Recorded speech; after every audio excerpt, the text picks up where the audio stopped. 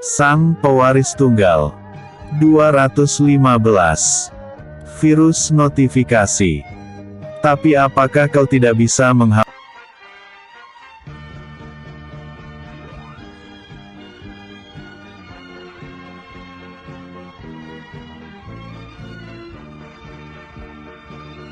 Sang pewaris tunggal. 215. Virus notifikasi. Tapi apakah kau tidak bisa menghapus notifikasi itu, sekaligus menghancurkan virusnya? Tanya Tommy sangat berharap. Keahlianku tidak ada apa-apanya jika dibandingkan dengan sang legenda tersebut. Virus yang dia buat ini tidak bisa diurai, apalagi dihancurkan. Jadi kau tunggu sajalah kehancuran organisasi juga perusahaanmu. Karena database perusahaan dan organisasi sudah dikuasai oleh sang legenda itu, jawab Austin apa adanya. Sial. Aku tidak menyangka usahaku akan gagal total. Bahkan imbasnya sangat mengerikan sekali. Perusahaanku bisa runtuh. Juga organisasi mafia ini. Karena semua database-nya telah dikuasai oleh orang lain. Batin Tommy dalam hati. Apakah di Eropa ini, kau tidak ada mengenal atau bergaul dengan hacker atau cyber yang kemampuannya lebih tinggi atau minimal seimbang dengan si legenda tersebut? Tanya Tommy ingin tahu. Apa jaminannya? Jika aku membantumu mencarikan seorang hacker yang kemampuannya jauh lebih tinggi dariku. Tanya Austin ingin memastikan apa imbalan yang akan dia dapatkan jika menolong Tommy. Padahal di dalam hatinya bersorak dan mengatakan bahwa kesempatan ini akan digunakannya untuk melarikan diri dari cengkraman Tommy. Aku akan membebaskanmu. Dan kau bebas pergi kemana saja setelah itu. Jawab Tommy mencoba menipu Austin. Aku tidak percaya padamu. Aku ingin jawaban yang pasti. Sanggan Austin cukup. Baik jika itu maumu. Aku tegaskan. Jika kau berhasil menolong perusahaanku, juga organisasinya, dengan mencarikan seorang cyber atau hacker yang mampu mengurai dan menghancurkan virus yang dikirim oleh orang tersebut, maka aku akan membebaskanmu sesaat setelah database organisasi juga perusahaanku kembali padaku. Jawab Tommy tegas, dan kali ini dia tidak main-main lagi. Baik, aku pegang kata-katamu itu. Jika kau mencoba membohongiku, maka aku yang akan menghancurkan database perusahaanmu, juga organisasimu. Ancam Austin tidak main-main juga. Deal. Aku setuju. Jawab Tommy tegas.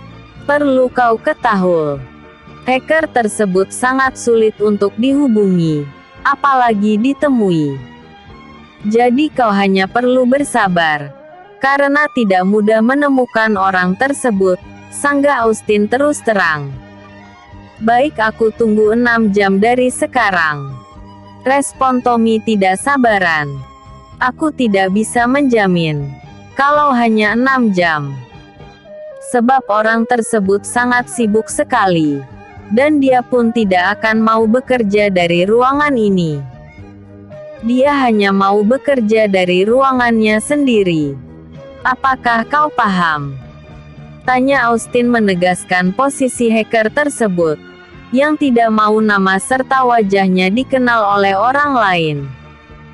Lalu bagaimana cara kerjanya? Kalau dia tidak mau datang ke sini, apakah dia bisa mengerjakan dari tempat lain? Tanya bodoh Tommy pada Austin. Itu hal mudah bagi hacker tersebut. Apalagi hal sekecil ini. Bagi dia tidak ada apa-apanya.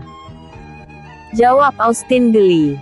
Karena rencananya sebentar lagi akan berhasil. Baik. Aku setuju dengan usulmu. Jadi bagaimana kelanjutannya? Tanya Tommy seperti orang bodoh. Kau biarkan aku pergi ke tempatnya. Aku jamin. Aku tidak akan melarikan diri. Karena apabila aku melakukannya, anak buahmu bisa mencariku di sekitaran Paris ini. Apakah kata-katamu bisa dipercaya? Tanya Tommy khawatir. Aku Austin. Orang yang tidak pernah menarik kata-katanya kembali.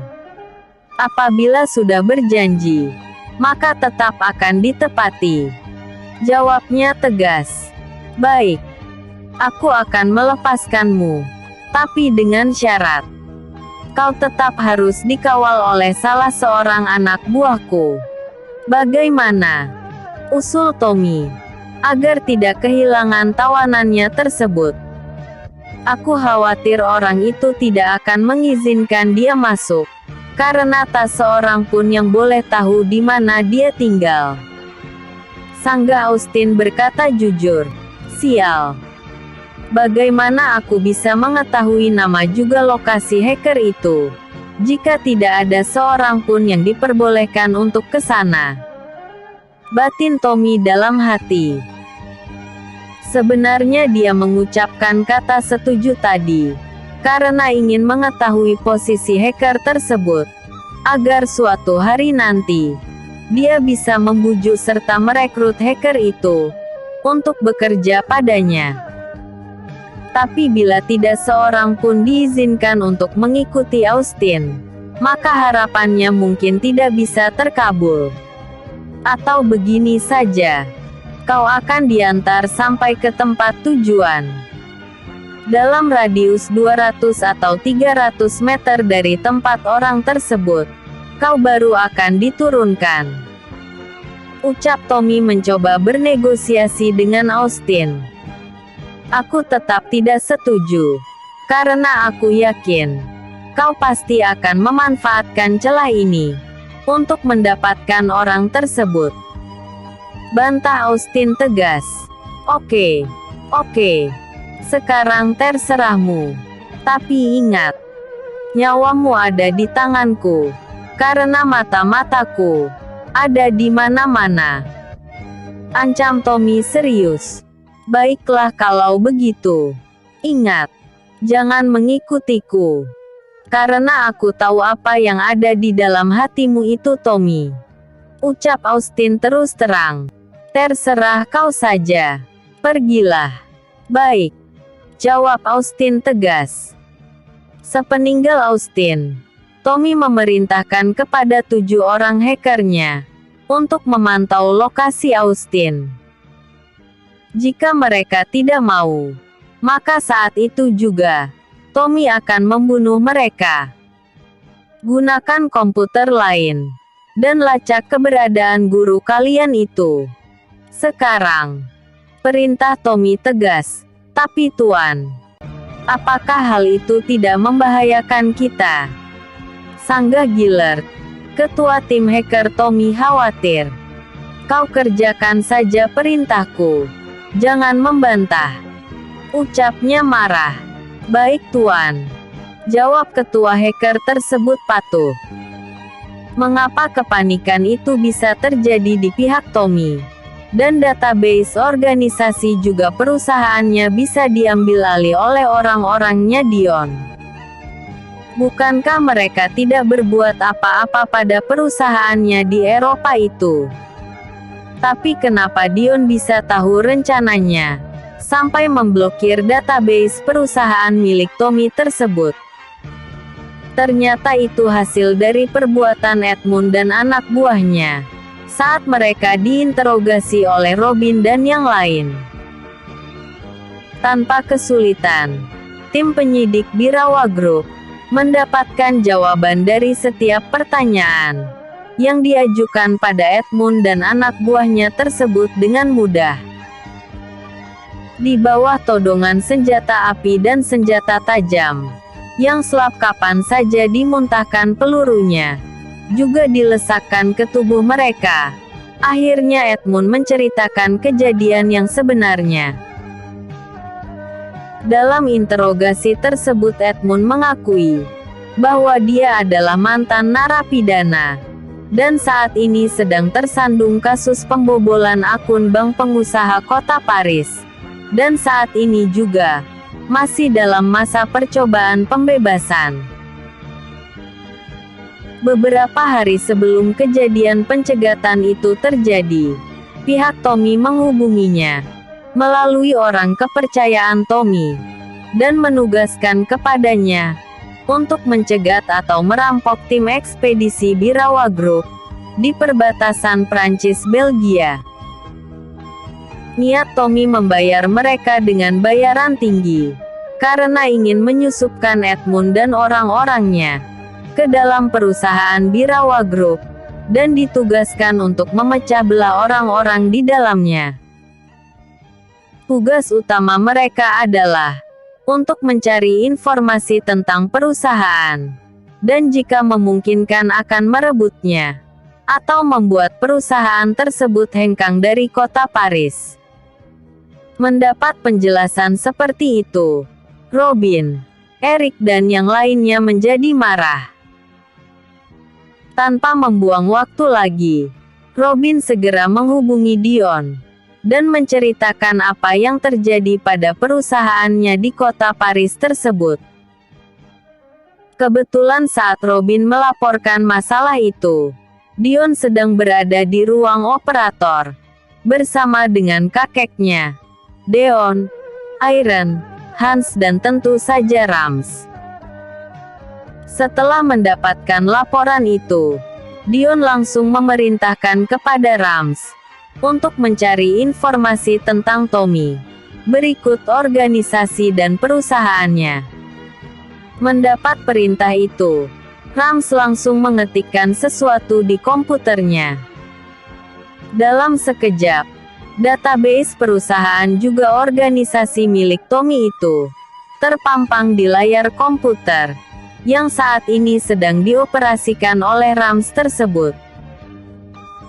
Tidak cukup sampai di situ saja, Rams atas perintah gurunya mengirimkan virus yang sangat berbahaya dan tidak akan bisa dipecahkan oleh siapapun kecuali oleh Deon, si pembuatnya itu. Virus yang dikirimkan oleh Deon melalui Rams berbentuk notifikasi mirip sebuah peringatan dan langsung dimasukkan ke dalam database perusahaan Tommy tersebut. Sekarang kendali atas database perusahaan dan organisasi milik Tommy telah berada di tangan Dion. Kapan saja dia mau, maka perusahaan Tommy akan hancur dalam sekejap mata. Sesaat setelah dikirimkan virus itulah terjadi kepanikan pada 7 orang hacker yang dipekerjakan oleh Tommy di perusahaannya tersebut.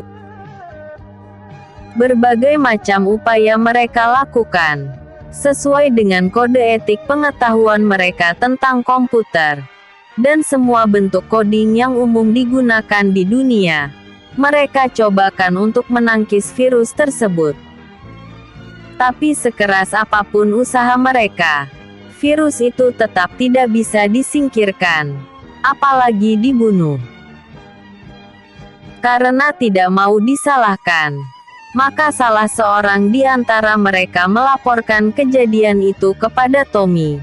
Dan seperti yang diceritakan sebelumnya, Tommy juga panik, yang pada akhirnya memanggil Austin untuk datang ke tempat itu.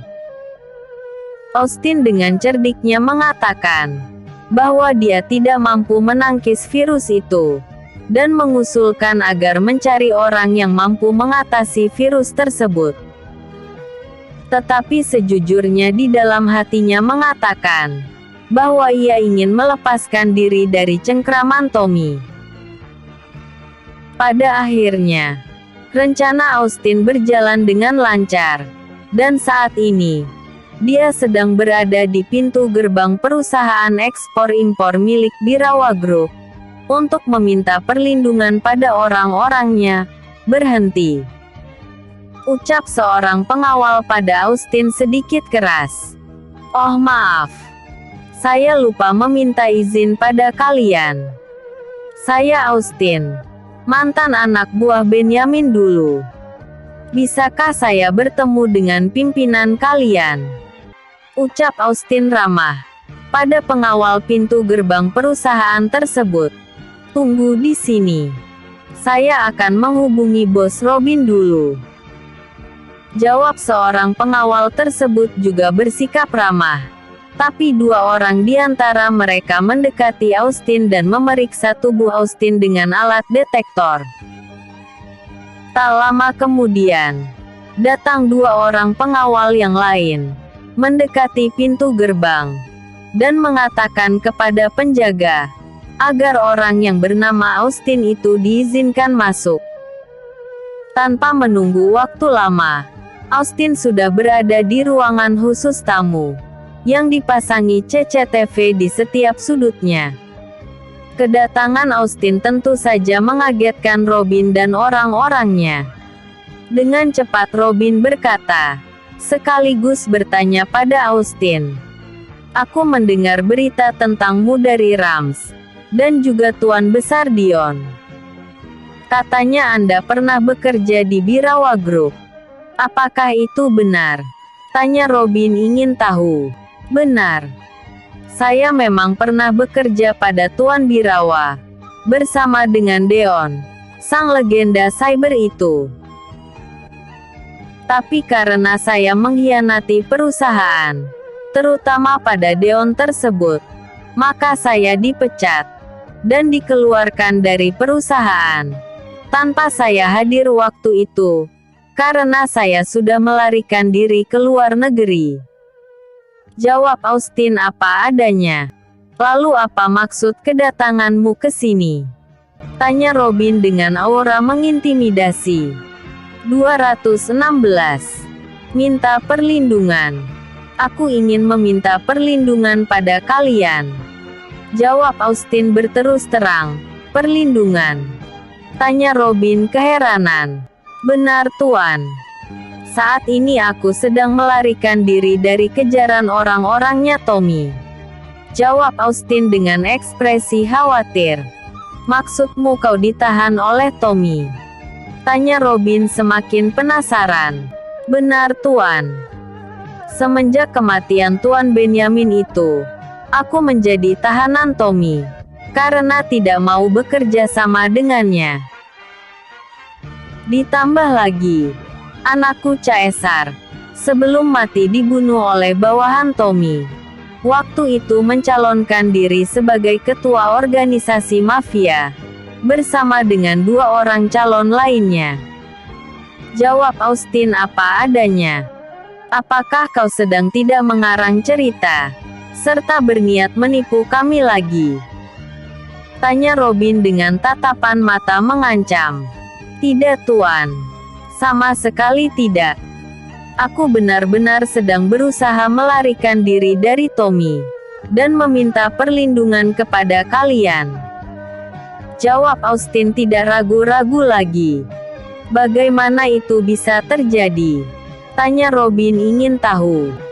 "Database perusahaan, juga organisasi milik Tommy, diretas dan dikuasai oleh Deon temanku itu." Jawab Austin berterus terang. Tunggu. Maksudmu saat ini database organisasi juga perusahaan milik Tommy tersebut sudah dikuasai oleh Birawa Group?" "Begitu," ucap Robin penasaran. "Benar Tuan.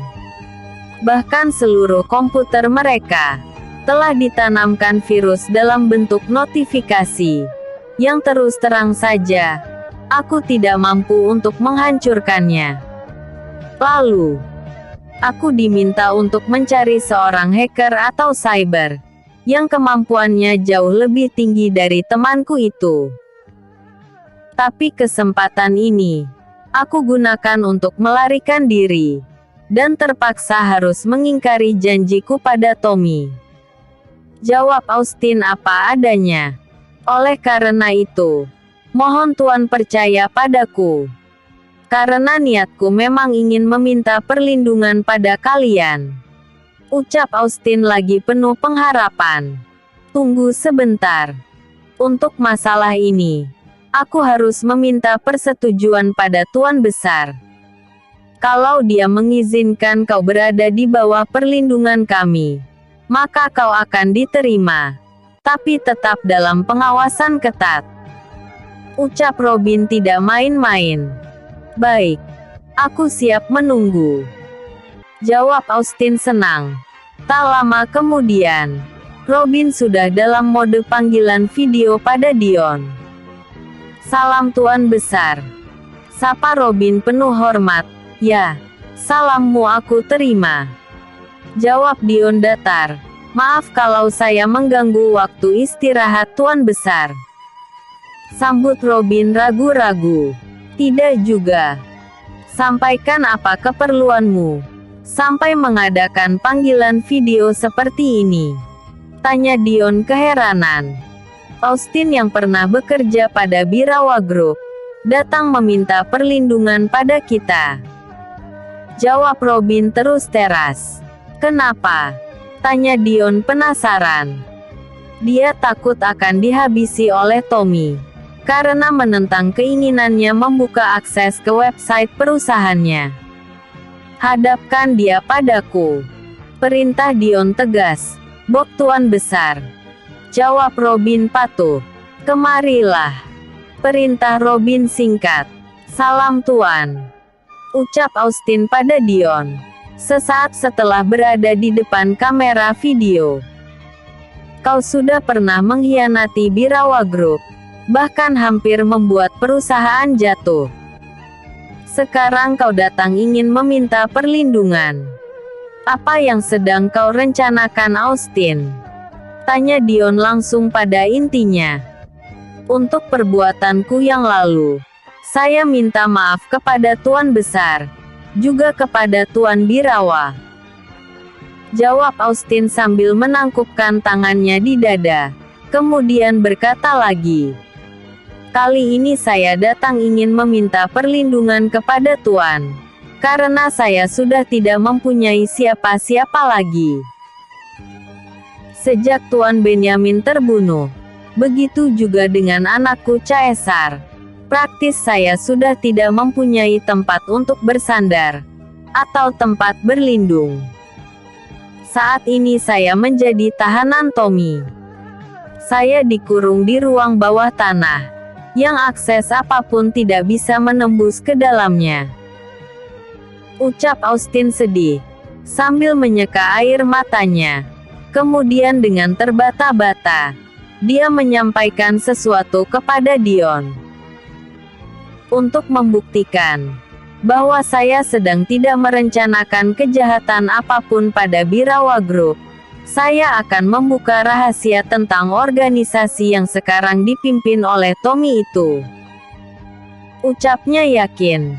Kalau dia menceritakan yang sebenarnya, Dion pasti mau melindunginya. Rahasia. Tentang apa itu? Reaksi Dion penasaran. Benar Tuan. Ruang bawah tanah tempat saya disekap itu adalah tempat penyimpanan harta organisasi berbentuk emas batangan, hasil usaha organisasi mafia selama puluhan tahun.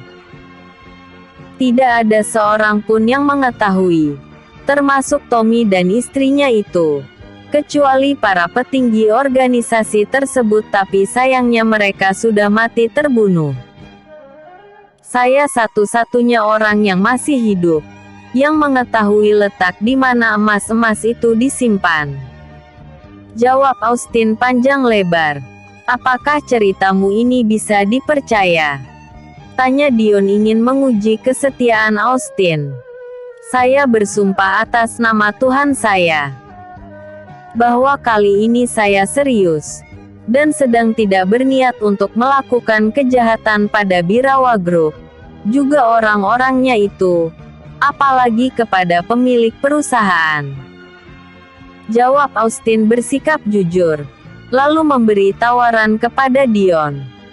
Jika Tuan menginginkan emas-emas itu, maka saya akan menunjukkan jalannya. Sambungnya lagi dengan ekspresi yakin. Apakah emas-emas batangan itu didapatkannya dengan cara baik? Tanya Dion sekedar menguji. Hanya untuk memastikan. Apakah emas batangan itu didapatkan dengan cara legal atau tidak? Saya berani menjamin bahwa emas itu tidak bermasalah karena didapatkan dengan cara legal. Jawab Austin berterus terang. Lalu dia berkata lagi.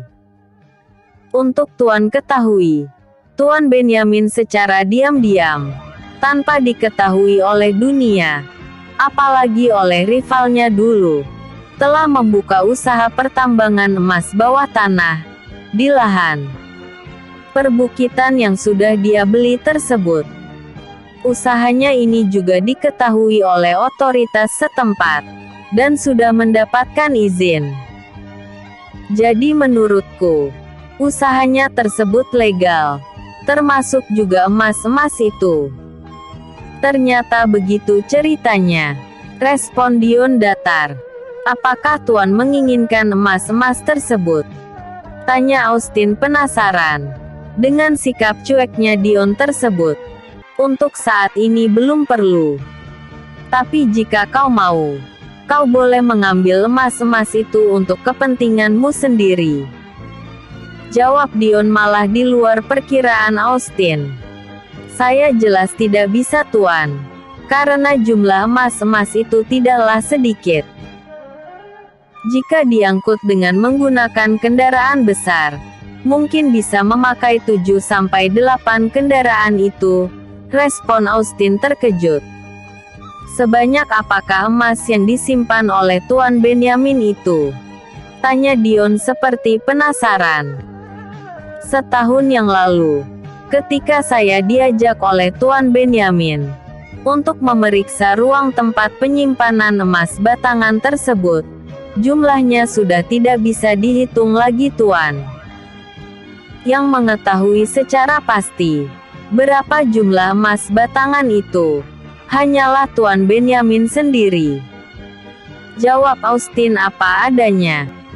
Apakah emas-emas itu memang milik organisasi, perusahaan, atau milik pribadi Tuan Benyamin?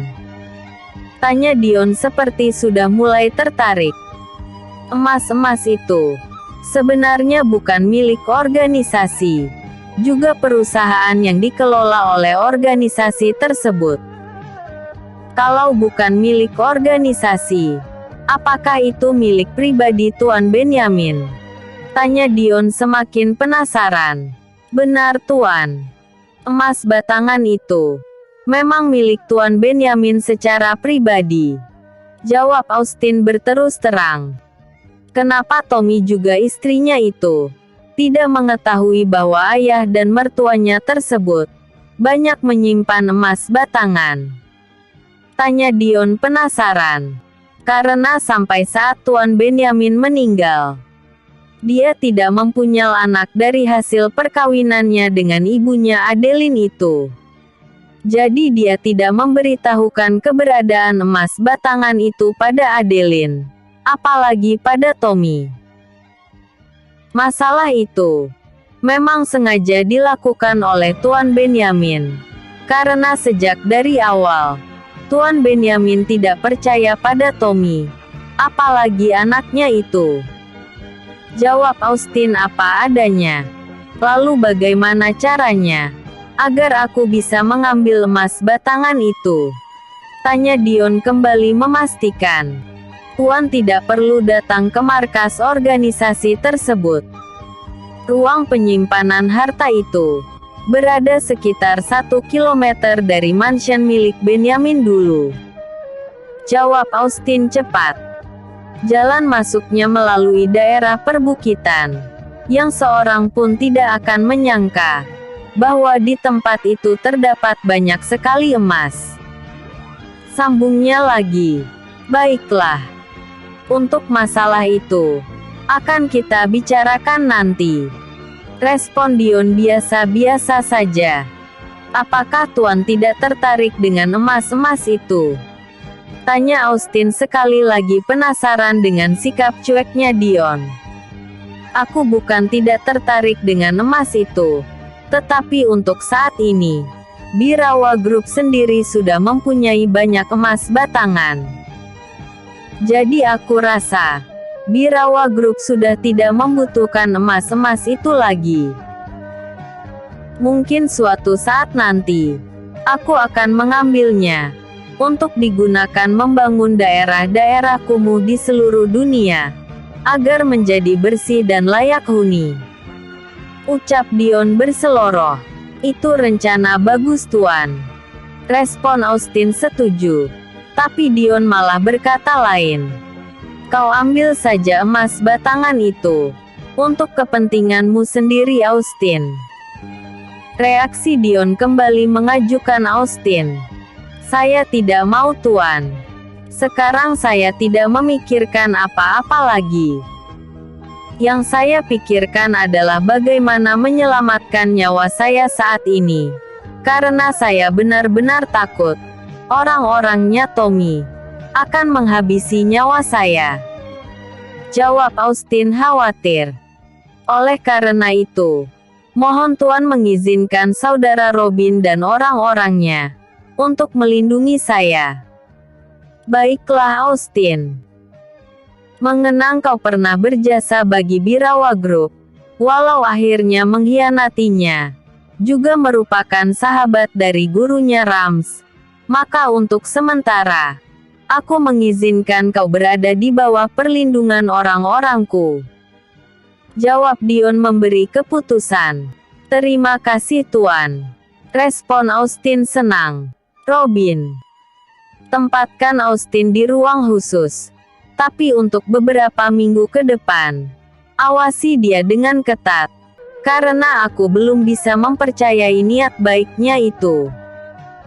Perintah Dion kepada Robin. Dan orang-orangnya tersebut. Baik tuan besar. Jawab Robin patuh. Eric.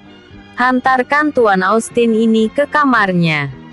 Tugaskan 4 orang pengawal untuk senantiasa mengawasinya secara bergantian. Perintah Robin tegas. Siap bos. Jawab Eric cepat. Bagaimana ini bisa terjadi? Bukankah kalian telah kutugaskan untuk mengawasi si Austin itu? Tapi kenapa kalian bisa kehilangan jejaknya? Ucap Tommy marah. Sesaat setelah anak buahnya melapor bahwa mereka tidak bisa menemukan keberadaan Austin di mana-mana. Terakhir kami melihat dia berada tidak jauh dari perusahaan orang Asia itu. Tidak lama kemudian, tiba-tiba kami kehilangan jejaknya. Jawab pengawal itu ketakutan. Sial. Kenapa kalian jadi sebodoh ini? Maki Tommy dengan ekspresi kesal. Maafkan kami tuan. Kami berjanji akan menemukan keberadaan si Austin itu. Jawab anak buahnya ragu-ragu. Cepat pergi. Dan temukan di mana sebenarnya Austin itu. Jika dalam 3 hari kalian tidak bisa menemukan keberadaannya, maka bersiap-siaplah untuk meregang nyawa. Ucap Tommy mengancam anak buahnya tersebut. 217. Melarikan diri. 3 hari kemudian, anak buah Tommy kembali dalam keadaan tidak bersemangat. Walaupun mereka berhasil menemukan keberadaan Austin, tapi mereka tidak bisa berbuat apa-apa. Karena saat ini, Austin sedang dalam perlindungan Birawa Group. Apa yang harus kita lakukan? Jika kita kembali dan melaporkan keadaan ini, mungkin kita akan dibunuhnya. Karena kita tidak mampu membawa pulang si Austin itu. Ucap Paul tidak semangat. Kalau belum dicoba belum tahu. Bukankah syaratnya kita hanya menemukan keberadaan Austin, bukan membawanya pulang? Bantah Ames, salah seorang kawannya, membesarkan hati Paul. Kau memang benar. Tuan Tommy hanya menginginkan kita menemukan tempat persembunyian Austin. Tapi aku khawatir, karena kita gagal membawanya pulang, dia akan menghabisi kita. Sanggah Paul dengan asumsi ketakutannya itu. Aku yakin dia tidak akan mau membunuh kita. Lagi pula tim intelijen yang dia miliki. Hanya tinggal kita berlima saja. Sementara yang lain sudah tidak bisa diharapkan lagi. Sambut Alain percaya diri. Jadi menurutku, kita laporkan saja keadaan ini kepada Tuan Tommy. Apapun resikonya, akan kita tanggung bersama. Sambungnya lagi. Baiklah jika itu maumu. Ayo kita kembali. Jawab Paul cepat. 1 jam kemudian, kelima tim intelijen itu datang menemui Tommy. Dan langsung memasuki kantornya. Di mana saat itu sedang digelar pembicaraan antara Tommy dan para pengawalnya tersebut. Dengan was-was, kelima orang intelijen itu, yang diwakili oleh Paul, melaporkan tentang keberadaan Austin yang sedang dicari itu. Kenapa kalian tidak membawa pulang si Austin tersebut? Bukankah kalian tim intelijen, yang dibekali dengan ilmu bela diri yang cukup tinggi? Tanya Tommy marah. Apalah artinya kami tuan, jika berhadapan dengan kekuatan orang-orangnya Birawa itu? Bagi mereka, kami berlima ini hanya semut belaka. Jadi kami tidak berani untuk meminta agar Austin diserahkan pada kami. Jawab Paul merendah. Tommy yang sedang marah tersebut mendadak diam.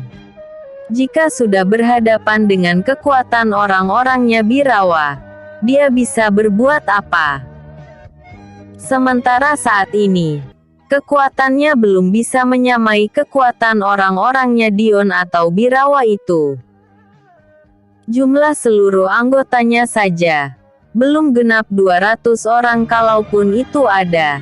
Saat ini mereka sedang tidak bertugas, atau sedang berada di tempat lain. Praktis kekuatan organisasi, yang dulu sempat jaya, masih belum bisa mengimbangi kekuatan orang-orangnya Dion. Apalagi mengalahkannya. Sial. Kalau begini caranya, lama-lama kita sendiri yang akan habis. Guman Tommy pada diri sendiri. Maaf Tuan jika saya menyela. Menurut saya, sebaiknya Tuan singkirkan dulu keinginan Tuan untuk membalaskan dendam dan sakit hati Tuan kepada pemilik perusahaan tersebut. Ucap John Pierre menasehati Tommy. Karena jika Tuan tetap memaksa, saya khawatir apa yang dikatakan oleh Tuan itu akan menjadi kenyataan. Sambungnya lagi. Bukan hanya Tuan saja yang akan mereka habisi, tetapi kita semua. Ucap John Pierre apa adanya. Tommy sekali lagi diam. Di dalam hatinya juga membenarkan apa yang dikatakan oleh anak buahnya tersebut. Tetapi tak lama kemudian dia berkata, "Aku butuh Austin untuk menemukan hacker yang bisa membuka dan menghancurkan virus di komputer kita itu." Sanggah Tommy tetap ngotot. Selagi virus itu belum hilang, maka akses ke database kita tidak bisa dibuka, apalagi diambil alih. Sambung Tommy lagi. Kemudian berkata lagi seperti bergumam. Apakah sebaiknya aku datang ke perusahaan mereka dan meminta maaf pada Dion? Guman Tommy lirik, tapi masih bisa didengar oleh orang lain. Anak buah Tommy yang mendengar perkataan tersebut mendapatkan ide. Kemudian salah seorang di antara mereka berkata, "Menurutku memang sebaiknya kita mendatangi kelompok mereka dan meminta maaf, serta berjanji tidak akan mengulangi perbuatan itu lagi." Usul Almond, ketua tim cyber untung-untungan. Tidak. Apapun yang terjadi, aku tidak akan pernah tunduk pada mereka. Merekalah yang harus tunduk padaku. Bantah Tommy tetap bersikeras untuk melawan Dion. Setelah mengucapkan kata-kata tersebut, Tommy mengalihkan perhatiannya pada 5 orang intelijen, yang saat ini masih tetap setia menunggu instruksi dari tuannya itu. Dan sejurus kemudian, Tommy berkata, "Apa yang kalian dapatkan selama mengawasi gedung tempat Austin bersembunyi itu?" tanya Tommy penasaran. Di depan pintu gerbang, juga di setiap penjuru perusahaan tersebut, dijaga oleh puluhan orang pengawal. Siapa saja yang berani mencari masalah dengan mereka, kami yakin orang tersebut akan dihabisi saat itu juga. Jawab Paul apa adanya. Tok, tok, tok, tok. 4 kali pintu ruangan Tommy diketok oleh seseorang dengan kuat. Semua orang yang ada di dalam ruang kantor Tommy spontan mengalihkan pandangan mereka ke arah pintu, yang tiba-tiba saja diketuk oleh seseorang. Tanpa menunggu diperintah, orang yang tadi mengetuk pintu langsung membuka pintu tersebut, dan langsung berkata, "Permisi Tuan. 2 orang penjaga gerbang datang ingin melaporkan sesuatu," ucap seorang pengawal yang bertugas menjaga di depan pintu kantor Tommy. "Suruh mereka masuk," ucap Tommy tegas. "Baik Tuan," jawab pengawal tersebut singkat. Setelah mendapatkan izin masuk, 2 orang pengawal yang bertugas di pintu gerbang perusahaan itu tergopoh-gopoh menghampiri Tommy, kemudian berkata, "Maaf Tuan jika saya mengganggu," ucap penjaga itu bersikap hormat. "Ada apa Andre?" tanya Tommy tidak senang. "Maaf Tuan. Di depan pintu gerbang, ada ratusan orang yang sedang menunggu untuk diizinkan masuk," jawab Andre cepat. "Apa? Kenapa bisa terjadi? Dan sejak kapan?" tanya Tommy terkejut. "Kami juga tidak tahu Tuan. Mereka tiba-tiba saja datang dengan puluhan kendaraan besar, dan sekarang sedang terparkir di halaman perusahaan ini," jawab Andre apa adanya. "Siapa mereka?" tanya Tommy sudah mulai merasa takut. "Orang-orangnya Robin," jawab pengawal tersebut cepat. "Apa? Kalau benar itu mereka, apakah kita harus menghadapinya?"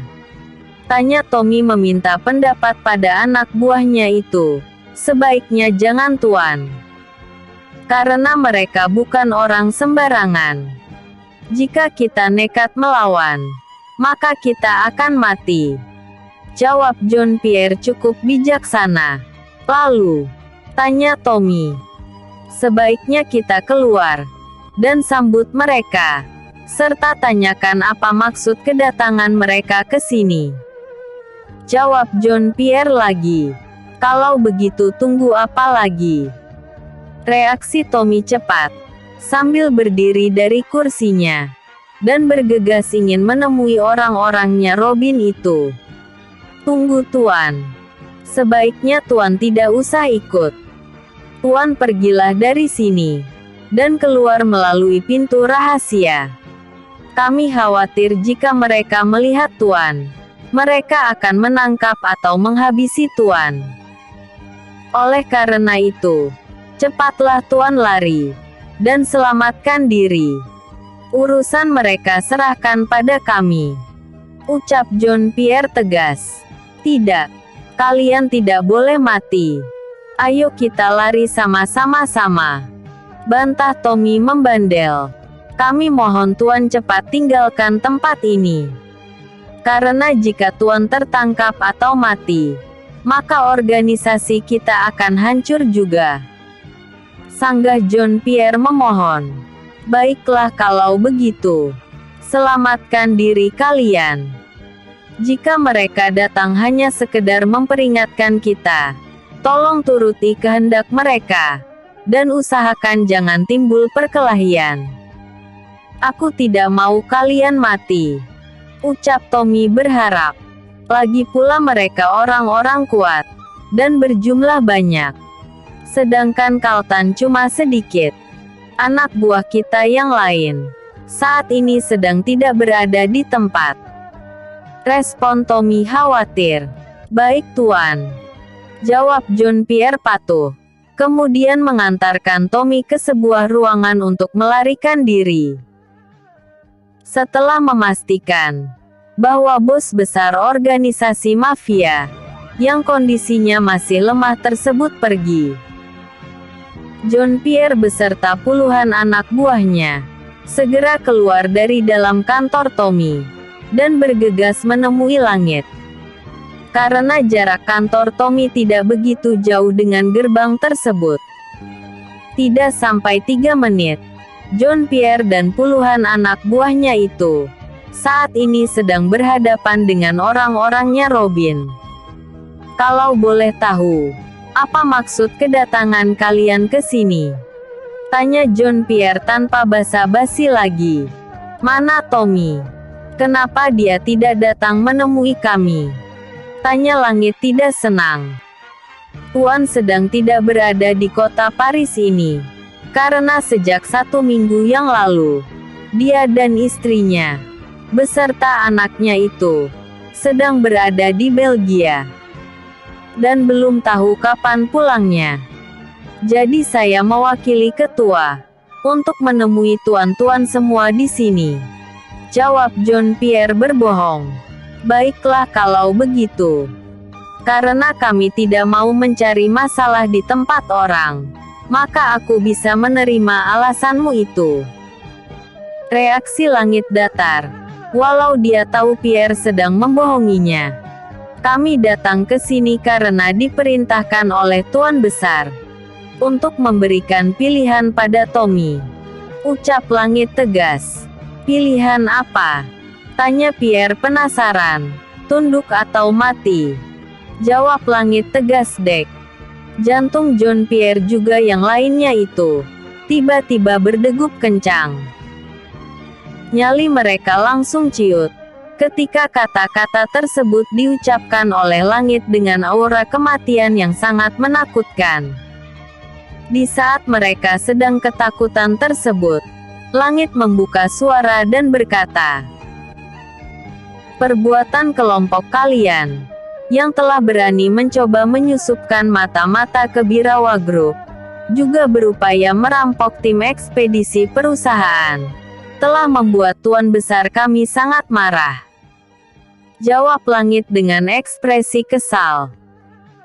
Atas kejadian itu, Tuan Besar menganggap bahwa kalian telah menabuh genderang perang padanya, hingga dia memerintahkan pada anak buahnya agar sistem keamanan komputer kalian dibekukan sebagai peringatan. Tapi sampai sejauh ini, belum ada itikat baik dari kalian untuk meminta maaf pada Tuan Besar kami. Untuk itu, karena kalian teledor dan masih juga berusaha untuk melawan kami, maka Tuan Besar menugaskan pada kami untuk meratakan tempat ini dan menangkap orang-orangnya. Jawab Erik sangat tegas sekali. Tunggu, dan jangan terburu-buru. Kami akui, kami memang telah berbuat kurang baik pada kalian, juga pada perusahaan kalian. Untuk itu, saya mewakili Tuan Tommy meminta maaf pada pimpinan kalian, dan berjanji tidak akan mengulanginya lagi, ucap John Pierre memohon. Periksa gedung Inil, dan temukan bajingan Tommy itu, serta seret dia kemari. Perintah langit tanpa mengindahkan penjelasan dari Pierre tersebut. Tunggu. Kalian tidak boleh seenaknya masuk ke tempat orang lain tanpa izin. Sanggah Pierre mencegah perbuatan anak buah langit itu. Tapi, Puluhan anak buah langit tetap maju dan merangsek ke arah orang-orang John Pierre itu dengan aura intimidasi yang sempat membuat jantung orang yang melihatnya mendadak berdegup kencang.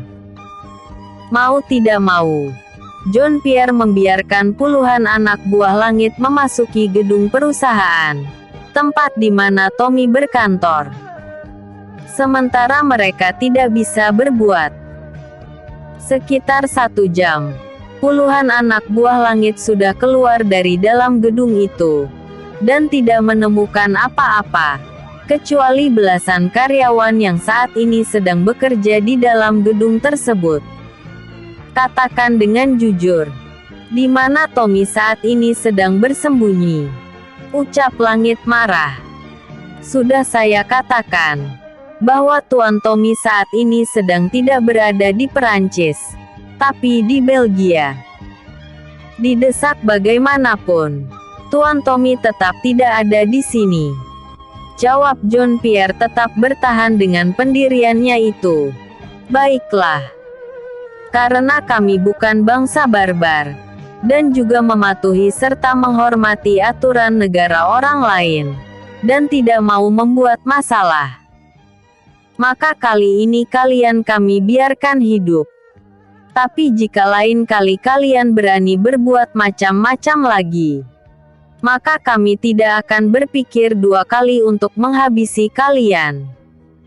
Jangan kalian pikir kami tidak tahu bahwa tuan kalian itu sengaja melarikan diri karena takut bertanggung jawab atas perbuatannya itu.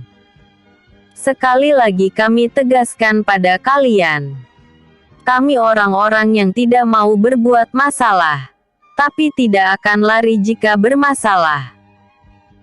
Oleh karena itu, jika kedepannya kalian masih tetap mengganggu kami, maka saat itu juga kalian aku pastikan mati. Ucap langit dengan ancaman yang tidak main-main. Bersambung 218. Buronan.